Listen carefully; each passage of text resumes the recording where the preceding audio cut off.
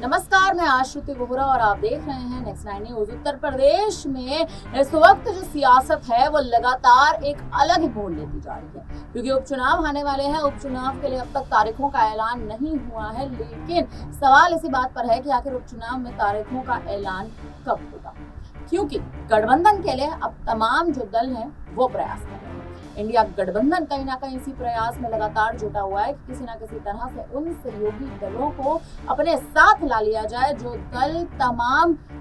Vote bank को साधने में बखूबी, एक तरह से कहें तो बहुमत साबित करने में सही साबित होते हैं। चंद्रशेखर आजाद की बात करें तो कहीं ना कहीं चंद्रशेखर आजाद पर इंडिया गठबंधन जो है वो अहम दांव चलने के प्रयास कर रहा है, और इंडिया गठबंधन में भी मुख्य चेहरा अखिलेश यादव। उत्तर प्रदेश में इस बार लोकसभा चुनाव में समाजवादी पार्टी की जीत के बाद अखिलेश यादव का गुरूर बढ़ चुका है। अखिलेश यादव अब दलित वोट बैंक को साधने के तमाम प्रयासों में जुट चुके हैं। एमवाय रणनीति के तहत तो अखिलेश यादव चलते ही हैं, यानी मुस्लिम और यादव वोटर्स को साधने की जो रणनीति है अखिलेश यादव की, वो कहीं ना कहीं उनके पक्ष में हमेशा जाती साबित होती है। लेकिन अब दलित वोट बैंक को कैसे साधना है, इसके लिए चंद्रशेखर आजाद पर अखिलेश यादव हर एक तरह से कहें तो तमाम बारी जो दाव है वो चलने के प्रयासों में जुट रहे हैं। लेकिन अब सवाल इसी बात का है कि क्या चंद्रशेखर आजाद सच में अखिलेश यादव के साथ गठबंधन के लिए हामी भरते नजर आएंगे, क्योंकि चंद्रशेखर आजाद ये बड़ा ऐलान कर चुके हैं कि किसी भी अन्य दल के साथ वो गठबंधन नहीं करना चाहते हैं, किसी भी दल के साथ नहीं जाना चाहते हैं। तो मुद्दा यही उठता है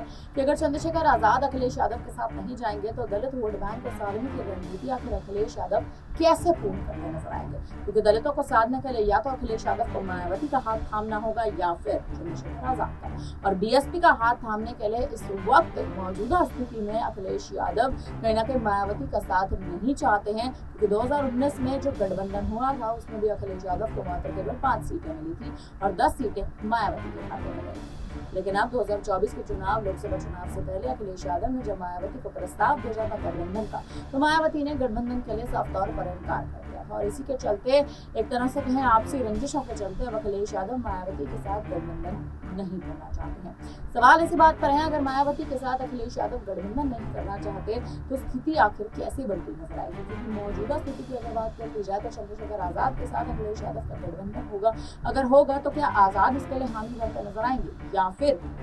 अगर आजाद हामी नहीं भरेंगे तो कहीं ना कहीं अखिलेश यादव चंद्रशेखर आजाद को बड़े प्रस्ताव पारित करते नजर आएंगे, बड़े ऑफर देते नजर आएंगे। चंद्रशेखर आजाद इस वक्त अपनी पार्टी को राष्ट्रीय स्तर पर मजबूत करने के तमाम प्रयासों में जुटे हुए हैं, लेकिन अभी तक अगर आप देखें तो आजाद ने गठबंधन ना करने के निर्णय पर वो कठिन नजर आए हैं, और गठबंधन ना करने के निर्णय पर वो कहीं ना कहीं एक तरह से कहें तो उस पर मोहर लगाते नजर आए हैं। और अगर आप इस वक्त की स्थिति देखें तो आजाद गठबंधन ना ही करें तो भी कहीं ना कहीं अपनी पार्टी का जो वर्चस्व है वो बचाते नजर आ सकते हैं। फिलहाल अब इस पूरी खबर पर आप क्या कहेंगे, आपको क्या लगता है अखिलेश यादव के आजाद के साथ गठबंधन करने में सफल हो पाएंगे या नहीं, हमें कमेंट करके जरूर बताएं। तमाम बड़ी खबरों के लिए बने रहिए हमारे साथ, देखते रहिए नेक्स्ट 9 न्यूज।